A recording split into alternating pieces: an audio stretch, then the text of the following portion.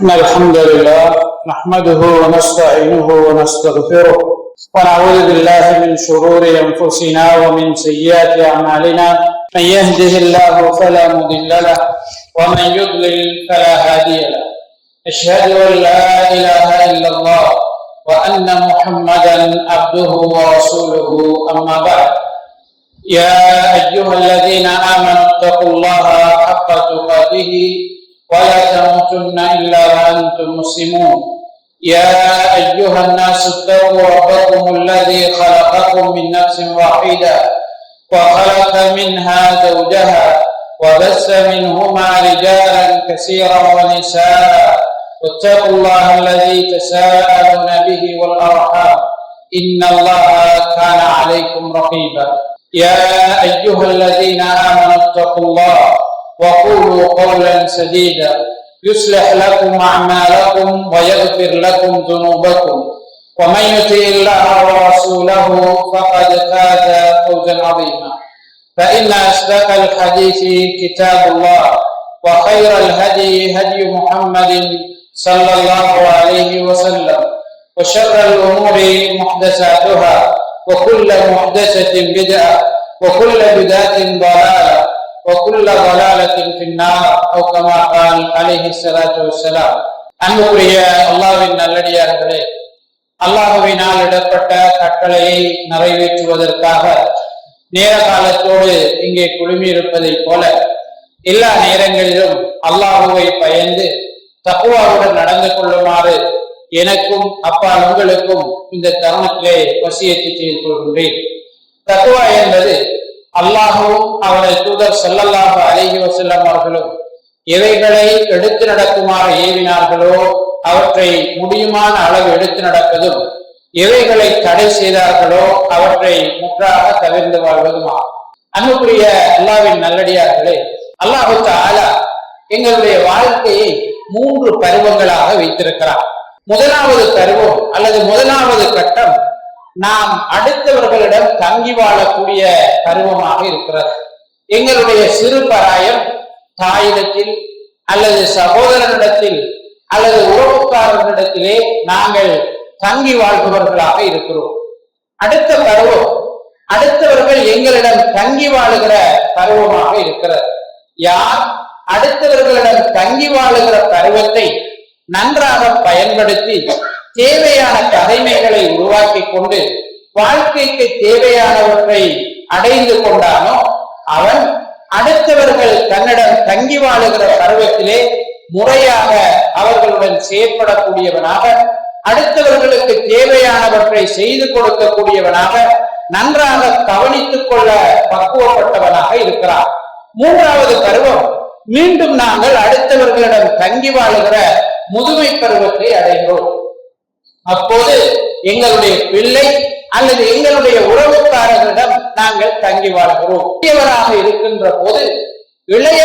இருக்கின்ற போது தன்னுடைய முன்கட்டளமை பருவத்திலே தேவையான வசதிகளை உருவாக்கி கொள்ளவில்லை என்றால், தேவையான தகைமைகளை உருவாக்கி கொள்ளவில்லை என்றால், தேவையான பண்பாடுகளை வளர்த்துக் கொள்ளவில்லை என்றால், ஆன்மீக ரீதியாக சரியாக பயிற்றுவிக்கப்படவில்லை என்றால், அடுத்தவர்களிடம் தங்கி அடுத்தவர்களை கட்டுப்படுத்துகின்ற நேரம் அல்லது அடுத்தவர்கள் தன்னுடைய பராமரிப்புக்கு கீழ் வருகிற நேரம் அதிகமான பிரச்சனைகளையும் வழிகேடுகளையும் உருவாக்கக்கூடியவராக அவர் இருப்பார் என்பதிலே எந்த விதமான சந்தேகமும் கிடையாது. அதனால்தான் நபி ஸல்லல்லாஹு அலைஹி வஸல்லம் அவர்கள் இளமை பருவத்திலே, குறிப்பாக முன்கட்டிளமை பருவத்திலே நாங்கள் மிக அவதானமாக நடந்து கொள்ள வேண்டும், அதை முறையாக பயன்படுத்திக் கொள்ள வேண்டும் என்று அதிகமான இடங்களிலே நமக்கு சொல்வதை பார்க்கிறோம். ரசூலுல்லாஹி ஸல்லல்லாஹு அலைஹி வஸல்லம் அவர்கள் சொன்னார்கள், நிஅமதானி அஸீமதானி மக்பூனுன் ஃபீஹிமா கஸீருன் மினன் நாஸ். 2 பெரும் அருட்கொடைகள், மனிதர்கள் அதிலே கவனஈனமாக இருக்கிறார்கள். முதலாவது அருட்கொடை அஸ்ஸஹ்ஹத்து, ஒருவனுக்கு கிடைக்கக்கூடிய ஆரோக்கியம், அல் ஃபராக், ஓய்வு நேரம் என்று நபி ஸல்லல்லாஹு அலைஹி வஸல்லம் அவர்கள் சொன்னார். எங்களுடைய ஆரோக்கியத்தினுடைய சிறப்பு, ஆரோக்கியம் எங்களை விட்டு செல்வதற்கு பிறகுதான் எங்களுக்கு தெரிய வருகிறது. நாங்கள் அதிக வேலையுடையவர்களாக மாறுகின்ற போதுதான் ஓய்வு எவ்வளவு ஆரோக்கியமானது, எவ்வளவு அவசியமானது என்பது எங்களுக்கு தெரிய வருகிறது. கட்டுளமை பருவம் அல்லது இளமை பருவம் என்பது இந்த இரண்டையும் எங்களுக்கு பெற்றுத்தரக்கூடிய பருவமாக இருக்கிறது. ஆரோக்கியமும் இருக்கும், அதை பயன்படுத்தக்கூடிய அளவுக்கு ஓய்வு நேரமும் உள்ள பருவமாக இளமை பருவம் இருப்பதை பார்க்கிறோம்.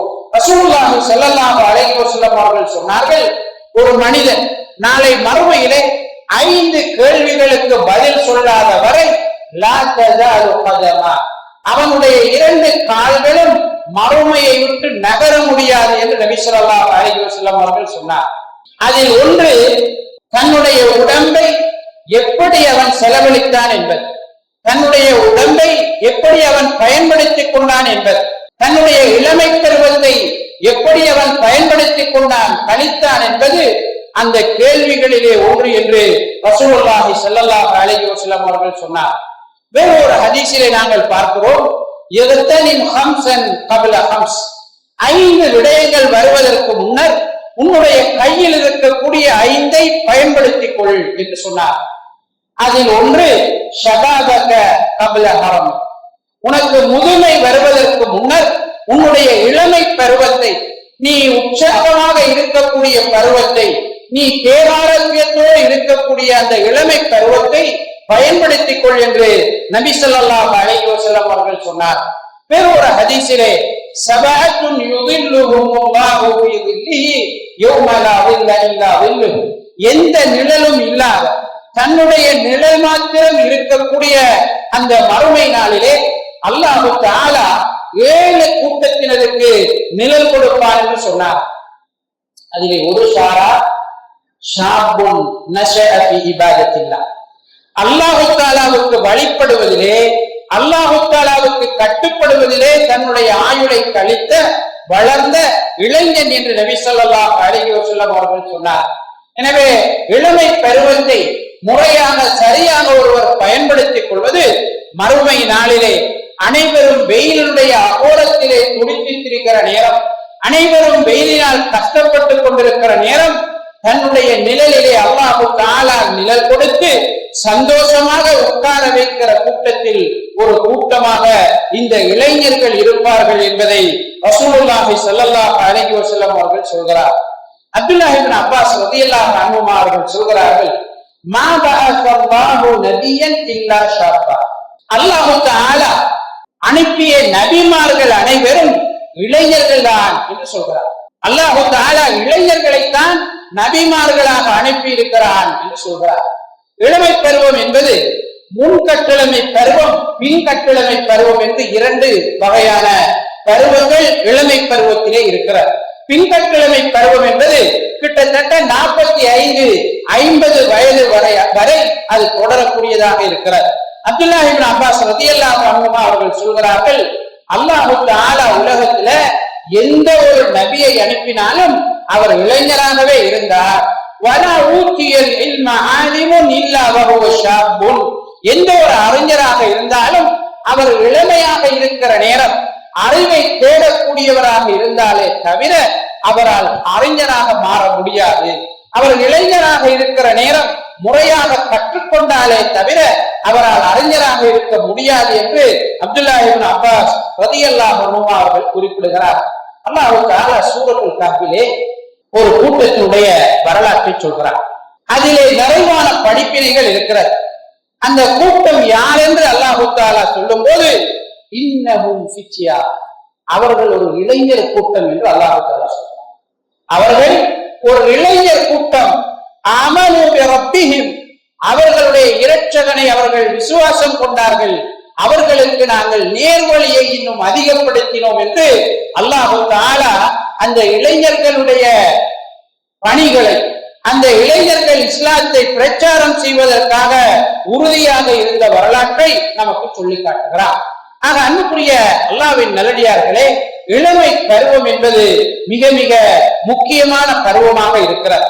காரணம், அதிக பலன் இளமை பருவத்தில் தான் ஒரு மனிதனுடைய வாழ்க்கையிலே கிடைக்கிறது. எங்களுடைய வாழ்க்கையிலே நாங்கள் மிகவும் பலசாலிகளாக இருந்த பருவம் எது என்று கேட்டால் நாங்கள் இளைஞர்களாக இருக்கக்கூடிய பருவம். அதிக ஆசை மிக்க பருவமாகவும் அந்த இளமை பருவம் தான் இருக்கிறது.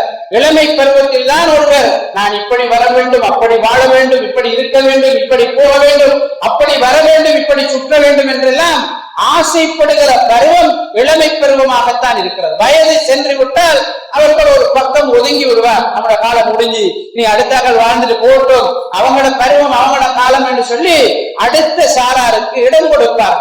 ஆக இளமை பருவம் தான் அதிகம் பலம் நிறைந்த பருவமாகவும் அதிக ஆசைகள் மிக்க பருவமாகவும் கற்பனைகள் நிறைந்த பருவமாகவும் இருக்கிறார். இளமை பருவத்தில் தான் ஒருவர் பெரிதாக லட்சியங்களை உருவாக்குவார், பெரிய எண்ணங்களை உருவாக்கிக் கொள்வார்.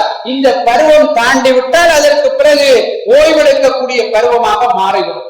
அதே நேரம் இந்த பருவம் அறியாமை நிறைந்த பருவமாகவும் இருக்கும்.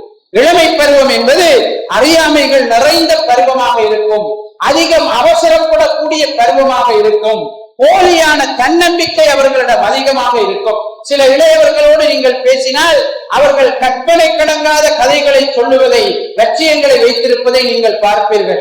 அப்படி பார்க்கும் போது நமக்கு அவர்களிடமிருந்து தோன்றக்கூடியது இவர் அவர்களை வைத்திருக்கக்கூடியது போலியான நம்பிக்கை, இவர் தன்னை மீறிய கற்பனைகளில் இருக்கிறார் என்பது எங்களால் புரிந்து கொள்ளக்கூடியதாக இருக்கும். ஆக இந்த இளமை பருவத்திலே தன்னுடைய சக்தியை மீறிய, தன்னுடைய இயலுமைகளை தாண்டிய கற்பனைகளை கொண்டவர்களாக இளைஞர்கள் இருப்பார்கள்.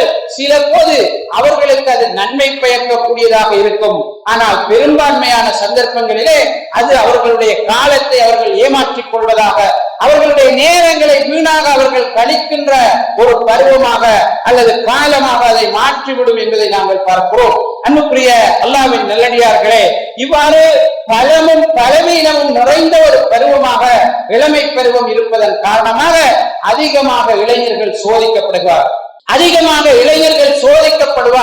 இளமை பருவத்தில் உள்ளவர்கள் இத்தகைய இரண்டு குணங்களும் அவர்களிடம் இருப்பதனால் அதிக கஷ்டங்களையும் சோதனைகளையும் விபரீதங்களையும் கொண்ட வாழ்க்கை அவர்கள் வாழுவார்கள். அல்லாஹ் தஆலா பாதுகாத்தவர்களை தவிர அவர்கள் மார்க்க ரீதியாகவும் சோதிக்கப்படுவார்கள், அடுத்த மனிதர்களாகவும் சோதிக்கப்படுவார்கள், சூழலிலும் அவர்கள் சோதிக்கப்படுவார்கள்.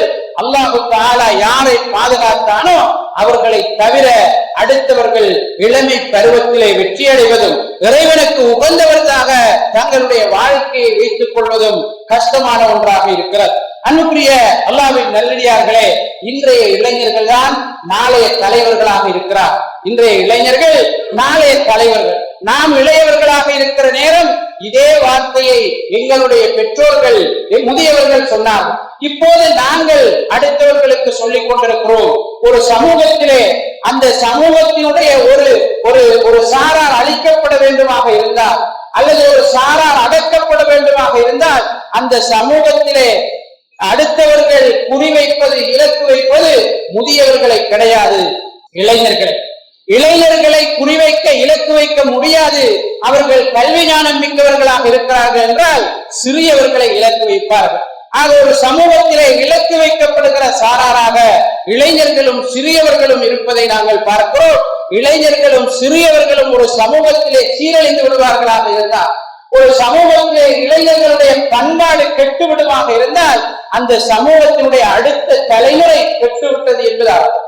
அந்த சமூகத்தினுடைய அடுத்த தலைமுறை வழி தவறிவிட்டது என்பது அர்த்தம். அந்த சமூகத்தினுடைய அடுத்த தலைமுறை அடுத்தவர்களிடம் அடிமையாக வாழப்போகிறது என்பது அர்த்தம். எனவே இளமை காலமும் இளைஞர்கள் விஷயத்திலே நாங்கள் கவனம் செலுத்துவதும் மிக மிக முக்கியமான ஒன்றாக இருக்கிறது. அன்புக்குரிய அல்லாஹ்வின் நல்லடியார்களே, இன்றைய இளைஞர்கள் எவ்வாறு வாழ்கிறார்கள் என்பதை நான் உங்களுக்கு சொல்லியாக வேண்டும் என்பதல்ல, என்னை விட சில நேரம் அதிகம் அந்த விஷயத்திலே அறிவுள்ளவர்கள் பலர் இங்கே இருப்பீர்கள். ஒரு சாரார் போதை வஸ்துக்கு அடிமைப்பட்டவர்களாக தங்களுடைய வாழ்க்கையை கொண்டு செல்கிறார்.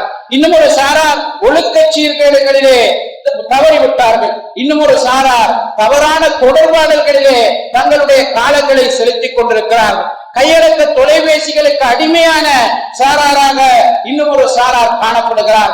சமூக வலைத்தளங்களிலே தங்களுடைய நேரங்களை அதிகம் வீண்விரயம் செய்யக்கூடியவர்களாக எமது இளைஞர்கள் அவர்களுடைய பொன்னான நேரங்களை கழித்துக் கொண்டிருக்கிறார். தீய நண்பர்களுடன் தங்களுடைய கொள்கை, சிந்தனை என்பவற்றை எல்லாம் வழிகேட்டுக்கு இட்டு செல்கின்ற காலத்திலே இன்றைய இளைஞர்கள் வாழ்ந்து கொண்டிருக்கிறார். தொழுகை என்பது அல்லாஹ் பாதுகாத்தவர்களை தவிர மிக பெரும்பான்மையான இளைஞர்களிடம் கிடையாது. வணக்க வழிபாடுகளிலே ஈடுபாடு என்பது கிடையாது.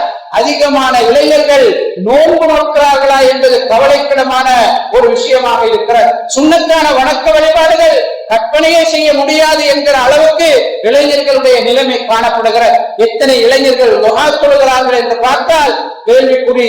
எங்களுடைய வீட்டில் இருக்கிற எத்தனை இளைஞர்கள் வித்ரு தொழுகிறார்கள் என்று பார்த்தால் கேள்விக்குறியாக இருக்கிறது. முன்பின் சுன்னத்துக்கள் தொழுகிறார்களா என்பதற்கு அப்பால் பரல தொழுத்தாங்கன்னா போதும் என்கிற நிலைமையில நிறைய பெற்றோர், நிறைய சகோதரர்கள் தங்களுடைய வீட்டில் இருக்கிற இளைஞர்கள் விஷயத்திலே கவலையோடு வாழ்ந்து கொண்டிருப்பதை நாங்கள் பார்க்கிறோம். அன்புக்குரிய அல்லாஹ்வின் நல்லடியார்களே, இன்னும் ஒரு சாரா படிப்பு என்கிற பெயரிலே நாஸ்திகர்களாக வளர்ந்து கொண்டிருக்கிறார். படிப்பு என்கிற பெயரிலே அனைத்தையும் விட்டு ஒதுங்கி, வணக்க வழிபாடுகளை விட்டு ஒதுங்கி, குர்ஆன் ஓதுவதை விட்டு ஒதுங்கி, அடுத்தவர்களுடைய குடும்பத்தினுடைய வீடுகளுக்கு செல்வதை விட்டு ஒதுங்கி, அடுத்தவர்களோடு நல்ல முறையில் உரையாடுவதை விட்டு ஒதுங்கி, அவர்கள் கல்வி படிப்பு என்று சொல்லி நாஸ்திக சிந்தனையிலே வளர்ந்து கொண்டிருப்பதை சமூகத்திலே நாங்கள் பார்த்துக் கொண்டிருக்கிறோம். எனவே அன்புக்குரிய அல்லாஹ்வின் நல்லடியார்களே, இளையவர்கள் சரியாக தங்களை புரிந்து கொள்ள வேண்டும் என்பதை போலவே இளையவர்களை வைத்திருக்கிற நாங்கள் அவர்களை பற்றி சரியாக புரிந்து கொள்ள வேண்டும். அவர்களுக்கு இருக்கிற சவால்களை நாங்கள் சரியாக தெரிந்து கொள்ள வேண்டும். அவர்களோடு எப்படி நாங்கள் வாழ வேண்டும் என்பதை பழகிக் கொள்ள வேண்டும். இளைஞர்களிடம் என்ன விபரீதங்கள் இருக்கிறது என்றால், நிச்சயமாக என்னை விட உங்களிலே பலர் அதிகமாக பேசுவீர்கள், அதிகமாக புள்ளி விவரங்களை பேசுவீர்கள். பிரச்சனையை பேசிக் கொண்டிருப்பது நோக்கம் கிடையாது. இப்படியெல்லாம் இருக்கிறது என்று விமர்சிப்பது நோக்கம் கிடையாது. இதற்கான தீர்வு என்ன? இளைஞர்கள் இப்படி இருக்கிறார்கள் என்பது எனக்கும் தெரியும், உங்களுக்கும் தெரியும். தீர்வுகளை நோக்கி நகர வேண்டிய ஒரு காலகட்டத்திலே நாங்கள் வாழ்ந்து கொண்டிருக்கிறோம். அன்புக்குரிய அல்லாஹ்வின் நல்லடியார்களே, நபி ஸல்லல்லாஹு அலைஹி வஸல்லம் அவர்கள் இளைஞர்கள் விஷயத்திலே அதிகம் கவனம் செலுத்தினார்கள். சிறியவர்கள் விஷயத்திலே அதிகம் கவனம் செலுத்தினார்கள். நபி அவர்கள் எங்கு சென்றாலும் அவர்களோடு சிறியவர்கள், இளைஞர்கள் கட்டாயம் பிரயாணத்திலே இருப்பார்கள். தன்னுடைய பள்ளியில் இருந்தாலும் இளைஞர்கள் இருப்பார்கள், வீட்டில் இருந்தாலும் இளைஞர்கள் இருப்பார்கள். சில இளையவர்களுக்கு நபி ஸல்லல்லாஹு அலைஹி வஸல்லம் அவர்கள் அனுமதி கோராமலே என்னுடைய வீட்டில் நீங்கள் நுழைய முடியும் என்று அனுமதி கொடுத்திருந்தார். சில இளைஞர்களை பார்த்து நபி ஸல்லல்லாஹு அலைஹி வஸல்லம் அவர்கள் சொல்லியிருக்கிறார்கள், என்னுடைய வீட்டினுடைய கதவின் திரைச்சீலை, வாயிலின் திரைச்சீலை மூடப்படாமல் திறந்திருந்தால் அதுதான் என்னுடைய வீட்டில் நீங்கள் வருவதற்கான அனுமதி என்று அவர்களுக்கு கொடுத்திருந்தார். அந்த அளவுக்கு இளைஞர்கள் விஷயத்திலே நபி ஸல்லல்லாஹு அலைஹி வஸல்லம் அவர்கள் கவனம் செலுத்தி இருப்பதை பார்க்கிறோம். இஸ்லாமிய வரலாற்றிலே ஹதீஸ்களை அறிவித்தவர்கள் நிறைய பேர் இளைஞர்கள். இஸ்லாமிய வரலாற்றிலே பல தாக்கங்களை ஏற்படுத்தியவர்கள் இளைஞர்களாக இருப்பதை நாங்கள் பார்க்கிறோம். அலி இப்னு அபீ தாலிப் ரலியல்லாஹு அன்ஹு ரசூலுல்லாஹி ஸல்லல்லாஹு அலைஹி வஸல்லம் அவர்களுடன் தன்னுடைய இளமை பருவத்திலிருந்தே இருந்து வளர்ந்த ஒருவர்.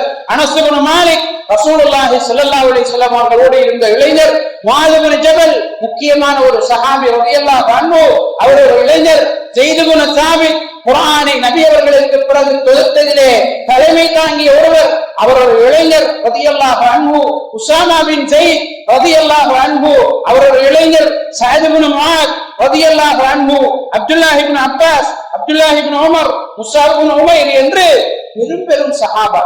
தஃப்சீர் கலையிலே, குர்ஆன் விரிவாக்கத் துறையிலே பேர் போனவர்களாக இருந்தாலும், அடுத்த நாடுகளுக்கு படை திரட்டி தலைமை தாங்கி சென்றவர்களாக இருந்தாலும், ஆட்சி செய்தவர்களாக இருந்தாலும், நபி அவர்களுடைய பராமரிப்பிலே இருந்து அடுத்த நாடுகளுக்கு இஸ்லாத்தை சொல்வதற்காக தூதர்களாக சென்றவர்களாக இருந்தாலும் இளைஞர்களாகவே இருந்தார். அது போன்று பெண்களிலும் நாங்கள் பார்த்தால் ஆயிஷா ரலியல்லாஹு அன்ஹா, ரசூலுல்லாஹி ஸல்லல்லாஹு அலைஹி வஸல்லம் அவர்களுடைய பாசத்திற்குரிய மனைவி, நபி அவர்களுடைய மனைவியிலே அதிகம் இஸ்லாத்தை அறிந்திருந்த ஒருவர். நபி அவர்களுடைய மனைவியிலே அதிகமான சஹாபாக்கள் இஸ்லாத்தை கற்பதற்கு சென்ற ஒருவராக ஆயிஷா ரலியல்லாஹு அன்ஹா அவர்கள் இருந்தார்கள். அவர்கள்தான் நபி அவர்கள் திருமணம் செய்த இளையவர்களில் ஒருவர் என்பதை நாங்கள் பார்க்கிறோம். நபி அவர்களுக்கு மிக விருப்பமான மனைவி என்பதை நாங்கள் பார்க்கிறோம். ரசூலுல்லாஹி ஸல்லல்லாஹு அலைஹி வஸல்லம் அவர்கள் சிறியவர்களுக்கு இஸ்லாத்தை போதிப்பதிலே கவனம் செலுத்தினார்கள். சிறியவர்களை குறை சொல்லிக் கொண்டிருப்பது நபி அவர்களுடைய பண்பாட்டிலே நாங்கள் காண முடியாத ஒன்றாக இருக்கிறது. இளைஞர்களை விமர்சித்துக் கொண்டே இருப்பது அவர்களுடைய பண்பாட்டிலே காண முடியாத ஒன்றாக இருக்கிறது. அனஸ் இப்னு மாலிக் ரலியல்லாஹு அன்ஹு அவர்கள் சொல்கிறார்கள், நபி ஸல்லல்லாஹு அலைஹி வஸல்லம் அவர்கள் என்னை ஒரு வேலைக்காக அனுப்பினார்கள். நான் சென்றேன், சிலர் விளையாடுவதை பார்த்தேன். அந்த விளையாட்டை பார்த்துக் கொண்டிருந்ததிலே லயித்து போனேன். நேரம் சென்று விட்டதை என்னால் அறிய முடியவில்லை. நபி அவர்கள் வந்ததும் எனக்கு தெரியாது. என் பின்னால் அவர்கள் நின்று கொண்டே இருந்தார்கள். சட்டென நான் திரும்பி பார்த்த போது அவர்கள் நின்று கொண்டிருந்ததை கண்டேன். நான் விற்கப்பட்டு போனேன் என்று சொன்னார். இதுதான் பயிற்சி. இதுதான் பயிற்சி. விமர்சிப்பது கிடையாது, கண்டிப்பது கிடையாது. நாங்கள் என்ன வர வேண்டும் என்று நினைக்கிறோமோ அது அந்த நபருடைய மனதிலே உருவாகிவிட்டால் அந்த நடத்தை நிலையானதாக, மாற்றம் என்பது நிலையானதாக வந்துவிடும் சகோதரர்களே. எனவே நாங்கள் விமர்சனங்களை குறைத்துக் கொண்டு, அடுத்தவர்களை குறை சொல்வதை குறைத்துக் கொண்டு, எங்களுடைய இளைஞர்கள் விஷயத்திலே என்ன தீர்வை நோக்கி நகரலாம் என்று சிந்திப்பது மிக மிக முக்கியமான ஒன்றாக இருக்கிறது. அன்புக்குரிய அல்லாஹ்வின் நல்லடியார்களே, நாங்கள் எதிர்நோக்கிய பிரச்சனைகள் அல்ல இன்றிருக்கிற சிறியவர்கள் எதிர்நோக்குகிற பிரச்சனை. எங்களுடைய காலத்திலே நாங்கள் சிறியவர்களாக இருக்கிற நேரம் இந்த போன் எங்களுக்கு என்னன்னு தெரியாது. சில நேரம் எங்கனால ஒரு வீட்டுல போன் இருக்கும், யாராவது போன் எடுத்தால் நாங்க ஓடி தெரிய வேண்டி இருக்கு. டிவிகளே பெரும்பான்மையான வீட்டில் கிடையாது. ஆனால் இன்றைக்கு ஒவ்வொரு சிறுவனுடைய கரத்திலும் ஸ்மார்ட் போன் வந்துவிட்ட காலத்திலே உலகத்தில் இருக்கிற அனைத்தையும் அவன் தெரிந்து கொள்ள முடியும் என்று சொல்லக்கூடிய காலத்தில் நாங்கள் வாழ்ந்து கொண்டிருக்கிறோம்.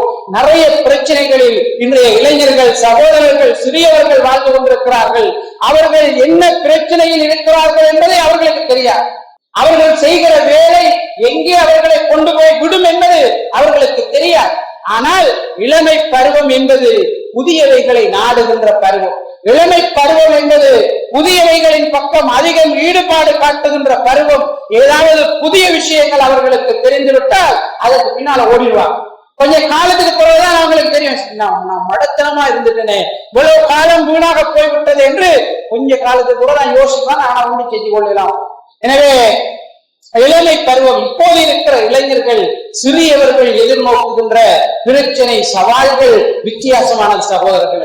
சில நேரம் எங்களால் அந்த சவால்களை கற்பனை செய்து கொள்ள முடியாத அளவுக்கு கூட இன்றைக்கு அவர்களிடத்திலே சவால்கள் மலிந்து போயிருப்பதை நாங்கள் பார்க்கிறோம். எனவே அன்புக்குரிய அல்லாஹ்வின் நல்லடியார்களே, அல்லாஹ் தஆலா அல் குர்ஆனிலே சொல்கிறான், யா அய்யுஹல்லதீன ஆமனூ கூ அன்ஃபுஸக்கும் வ அஹ்லீக்கும் நாரா. விசுவாசம் கொண்டவர்களே, உங்களையும் உங்களுடைய குடும்பத்தையும் நரகத்தில் இருந்து பாதுகாத்துக் கொள்ளுங்கள் என்று அல்லாஹ் தஆலா சொல்கிறான். நீ உன்னுடைய குடும்பத்தை தொழுகையை கொண்டு ஏவுவீராக, அதிலே பொறுமையாக இருப்பீராக என்று அல்லாஹ் தஆலா சொல்கிறான். ரசூலுல்லாஹி ஸல்லல்லாஹு அலைஹி வஸல்லம் அவர்கள் சொன்னார்கள், குல்லுக்கும் ராயின் வ குல்லுக்கும் மஸ்ஊலுன் அன் ரஅய்யதிஹி. நீங்கள் ஒவ்வொருவரும் பொறுப்பாளர்களாக இருக்கிறீர்கள், உங்களுடைய பொறுப்புகள் பற்றி விசாரிக்கப்படுவீர்கள் என்று நபி ஸல்லல்லாஹு அலைஹி வஸல்லம் அவர்கள் சொன்னார்கள். எனவே எங்களுடைய பொறுப்பு விஷயத்திலே நாங்கள் கவனம் செலுத்த வேண்டும். குறை சொல்வதிலும் விமர்சனம் செய்வதிலும் காலத்தை தள்ளாமல் என்னுடைய பொறுப்பை என்னுடைய மகன் விஷயத்திலே, என்னுடைய சகோதரன் விஷயத்திலே நான் சரியாக நிறைவேற்றி விட்டேனா என்று நாங்கள் ஒவ்வொருவரையும் சுய பரிசோதனை செய்து கொள்ள வேண்டும். ரசூலுல்லாஹி ஸல்லல்லாஹு அலைஹி வஸல்லம் அவர்கள் சொன்னார்கள், குல்லு மௌலூதின் யூலது அலல் ஃபித்ரா. ஒவ்வொரு குழந்தையும் பிறக்கிற நேரம் இஸ்லாத்தை ஏற்றுக்கொள்கிற நல்ல மனோநிலையில் தான் பிறக்கிறது. அவனுடைய பெற்றோர் தான் அவனை கிறிஸ்தவனாக, அவனை நெருப்பு வணங்கியாக, யூதனாக மாற்றுகிறார்கள் என்று நபி ஸல்லல்லாஹு அலைஹி வஸல்லம் அவர்கள் குறிப்பிடுகிறார். எனவே அன்புக்குரிய அல்லாஹ்வின் நல்லடியார்களே, கட்டாயம் எங்களுடைய இளைஞர்களை, சிறியவர்களை அமல்களிலே நாங்கள் ஈடுபட செய்ய வேண்டும். அமல்களிலே அவர்களுக்கு ஆர்வம் ஊட்ட வேண்டும். அறிவு முக்கியமானது, அதைவிட முக்கியமானது அமல். அமல் இல்லாத அறிவினாலும், அறிவில்லாத அமலினாலும் அழிவுதான் மிஞ்சுமே தவிர வேறு எந்த பிரயோசனமும் கிடையாது. அறிவு இல்லாத அமலும் அழிவை கொண்டு வரும், அமல் இல்லாத அறிவும் அழிவை கொண்டு வரும். இன்றைக்கு நிறைய பேருக்கு தொழுகை கடமையா என்று கேட்டால் யாரும் கடமை இல்லை என்று சொல்ல மாட்டார். செய்து கொண்டிருக்கிற தவறை சுட்டிக்காட்டி இது தவறா என்று கேட்டால் தவறு இல்லை என்று சொல்ல மாட்டார். அப்படி என்றால் அந்த தவறில் இருந்து அவரால் மீள முடியவில்லை, அல்லது இந்த நன்மையை அவர் செய்வதற்கு ஷைத்தான் அவருக்கு இடம் கொடுக்கவில்லை. அல்லாஹ் தஆலா அல் குர்ஆனிலே சொல்கிறார், இன்னல் ஹஸனாத்தி யுத்ஹிபுன ஸய்யிஆத். நிச்சயமாக நன்மைகள் தீமைகளை போக்கிவிடும் என்று சொல்கிறார். நன்மைகள் தீமைகளை போக்கிவிடும் என்று அல்லாஹ் தஆலா சொல்கிறார். எனவே எந்த அளவு தூரம் எங்களுடைய இளைஞர்களிடம், எங்களுடைய சிறியவர்களிடம் நல்லமல்களை நாங்கள் கொண்டு வருகிறோமோ, நல்ல விஷயங்களில் அவர்களை ஈடுபடுத்துகிறோமோ, அந்த அளவு தூரம் அவர்களை தீமையிலிருந்து தூரமாக்கலாம். நன்மைகள் வர வர அவருடைய உள்ளம் நல்ல உள்ளமாக மாறும். நன்மைகள் அதிகரிக்க அதிகரிக்க அவர்களிடமிருந்து தீமைகள் ஒவ்வொன்றாக கலந்து செல்லும். ரசூலுல்லாஹி ஸல்லல்லாஹு அலைஹி வஸல்லம் அவர்கள் சொன்னார்கள், ஒரு மனிதன் 5 நேரம் தொழுகிறான் என்றால் அவனுடைய உடம்பிலே எந்த தீங்கும் எந்த தீமையும் பறிக்காது என்று நபி ஸல்லல்லாஹு அலைஹி வஸல்லம் அவர்கள் சொல்லக்கூடிய ஒரு ஹதீஸை நாங்கள் பார்க்கிறோம். சஹாபாக்களை பார்த்து கேட்டார்கள், உங்கள் ஒருவருடைய வீட்டுக்கு முன்னால் ஒரு ஓடை ஓடுகிறது, அதிலே ஒருவன் 5 நேரம் குளிக்கிறான்,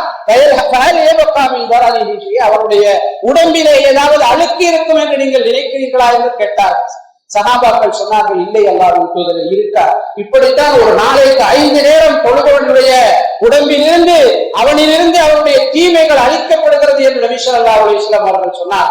அல்லாஹ் தஆலா சொல்கிறார், நிச்சயமாக தொழுகை மானக்கேடான வெறுக்கத்தக்க காரியங்களிலிருந்து உங்களை தடுக்கும், பாதுகாக்கும் என்று நபி ஸல்லல்லாஹு அலைஹி வஸல்லம் அவர்கள் சொன்னார்கள். எனவே அதிகமாக நாங்கள் எங்களுடைய இளைஞர்களை அமல்களிலே ஈடுபடுத்துவதற்கு, சிறியவர்களை தொழுவதற்கு பழக்குவதற்கு, நேரத்திற்கு நல்ல விஷயங்களிலே ஈடுபட வைப்பதற்கு நாங்கள் ஒவ்வொருவரும் முயற்சிக்க வேண்டும். அதுதான் இந்த காலத்திலே அவர்களை பாதுகாப்பதற்கான மிக முக்கியமான வழியாக இருக்கிறது. நாங்கள் பிரார்த்தனை செய்வதை மறந்துவிடக் கூடாது. அடுத்தவர்களை குற்றம் பிடிப்பதிலே கவனம் செலுத்துவதை விட அதிகமாக அவர்களுக்காக பிரார்த்தனை செய்வதிலே நாங்கள் கவனம் செலுத்த வேண்டும்.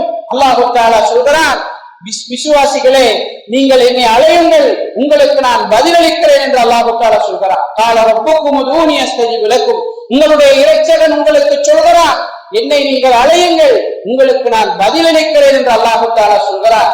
தீமைகள் செய்து தன்னைத்தானே அழித்துக் கொண்ட என்னுடைய அடியானே, அல்லாஹ் தஆலாவுடைய அருளிலே நீங்கள் நிராசை அடைந்து விடாதீர்கள் என்று அல்லாஹ் தஆலா சொல்கிறார். எனவே அல்லாஹ் தஆலா பிரார்த்தனைகளை ஏற்றுக்கொள்வதற்கு தயாராக இருக்கிறார். பிரார்த்தனைகளை நாங்கள் செய்கிறோமா என்பதுதான் கேள்விக்குறியாக இருக்கிறது. அன்புக்குரிய அல்லாஹ்வின் நல்லடியார்களே, முறையாக நாங்கள் பிரார்த்தனை செய்தால் கண்டிப்பாக ஏதோ ஒரு அடிப்படையில் அல்லாஹ் தஆலா அந்த பிரார்த்தனையை ஏற்றுக்கொள்வார். மூசா அலைஹிஸ்ஸலாம் அவர்களுடைய பிரார்த்தனையை அல்லாஹ் தஆலா ஏற்றுக்கொண்டார். ஜக்கரியா அலைஹிஸ்ஸலாம் அவர்களுடைய பிரார்த்தனையை அல்லாஹ் தஆலா ஏற்றுக்கொண்டார். யூனுஸ் அலைஹிஸ்ஸலாம் அவர்களுடைய பிரார்த்தனையை ஏற்றுக்கொண்டார்.